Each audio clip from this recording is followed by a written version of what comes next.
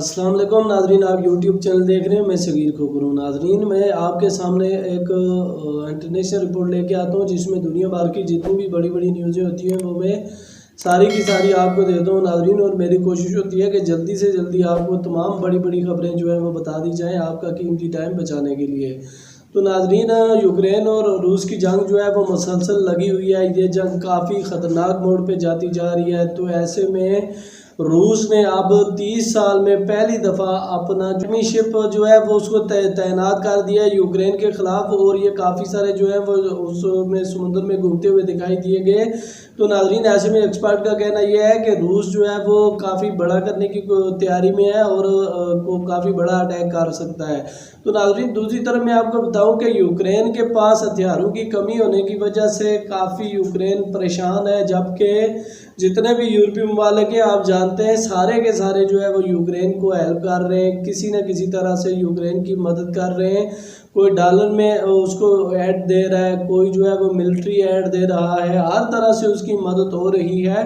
तो नाजरीन, ऐसे में फिर भी मैं आपको बताऊं कि लेकिन अमेरिका ने जो है नाजरीन अपनी कंपनी को $1 अरब का ऑर्डर दे दिया है गोले बनाने का। और ये गोले जो है ये 20,000 से 25,000 एक्स्ट्रा बनाए जाएंगे, जिससे जो यूक्रेन है वो रूस पे काफ़ी भयानक हमले करे। और रूस जो है जितना रूस हमले कर रहा है उसी तरह अमेरिका मीडिया के मुताबिक नाजरीन बात यह है कि रूस काफ़ी ज़्यादा गोले जो है वो दागता है इस पे यूक्रेन पे।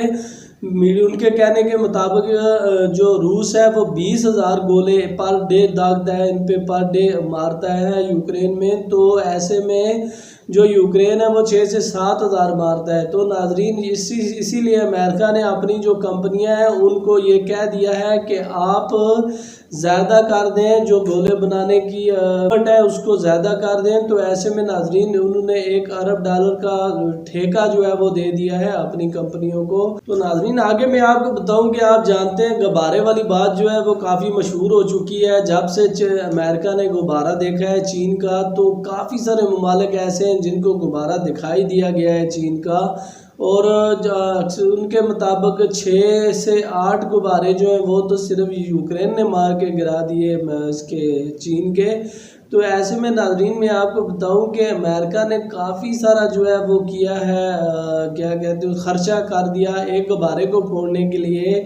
काफ़ी महंगे मिसाइल का इस्तेमाल किया और सबसे अपने अच्छे फाइटर जेट जो है उससे इस गुब्बारे को जो है वो फोड़ा था। तो नाजरीन, ऐसे में मैं आपको बताऊं कि अमेरिका ने नाजरीन इस बात को एक्सेप्ट किया है कि ये जो गुब्बारा था ये चीन का ही था और इस गुब्बारे में किसी भी किस्म का कोई भी जो जासूसी आलात है वो हमें नहीं मिला। वेरिफिकेशन अभी भी इसकी जारी है, जांच पड़ताल हो रही है। जैसे ही अगर इसमें कोई ऐसी चीज़ आती है तो हम ज़रूर इस बात को मीडिया के साथ या सारी दुनिया के साथ शेयर करेंगे। तो नाजरीन, ऐसे में मैं आपको बताता चलूँ कि उसने ये किया है कि जो चीन है, आज से पहले नाजरीन आप जानते हैं कि अमेरिका ही जो है वो सारे मुल्कों पे पाबंदी लगाता था, कभी जिस पे दिल चाहा पाबंदी लगा दी। तो ऐसे में नाजरीन अब पहली दफ़ा शायद ऐसा हुआ है कि चीन ने अमेरिका की 2 दफ़ाई कंपनियों पे पाबंदी लगा दिया। नाजरीन, दूसरी तरफ आप जानते हैं काफ़ी सारे मीडिया हाउसेस जो गोदी मीडिया हैं वो प्रोपेगेंडा कर रहे हैं पाकिस्तान के ख़िलाफ़ भी। वो ये कह रहे हैं कि पाकिस्तान जो है वो यूक्रेन को हथियार दे रहा है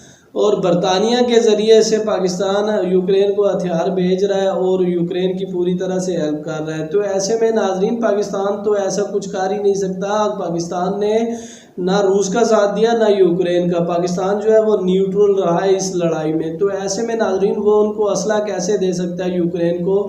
तो अब रशिया ने जो है वो काफ़ी सारे घूसखोरों के मुंह पे चमाटा मारते हुए नाजरीन उसने इस बात को क्लियर कर दिया, उसने कंफर्म किया है कि पाकिस्तान यूक्रेन की किसी भी तरह से कोई भी मदद नहीं कर रहा और हम जो है पाकिस्तान से पूरी तरह से मुतमईन नहीं। नाजरीन, दूसरी तरफ मैं आपको बताऊं कि जो अमेरिका है वो दहशतगर्दों को पूरी तरह से ट्रेन करने में लगा हुआ है और जो है इसकी कोशिशें पूरी तरह से जारी है रूस को किसी न किसी तरह से हराने की, रूस को किसी न किसी तरह से तोड़ने की। तो ऐसे में नाजरीन इसने जो है वो ऐसे में इसका जो दहशतगर्द ग्रुप है उसको ट्रेन करने की कोशिश की है दोबारा से और उसको ट्रेन कर रहा है अमेरिका यूक्रेन में। वो रूस के खिलाफ लड़ने के लिए उसको दोबारा से ट्रेनिंग दी जा रही है।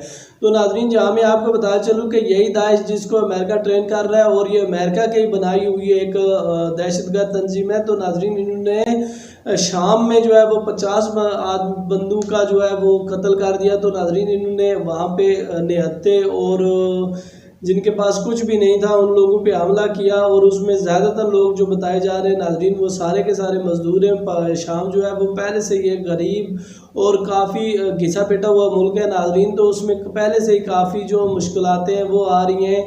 तुर्की है वो उस पर अटैक कर देता है दाइश की वजह से, उसके बाद देता है तुर्की कर देता है और भी काफ़ी सारे ममालिक हैं नाज़रीन जो शाम पे दाइश की वजह से अटैक करते रहते हैं। उनका यही कहना है कि वहाँ पे जो दहशतगर्द ग्रुप हैं तो वो दहशतगर्द ग्रुपों का बता के वहाँ पे अटैक करते हैं।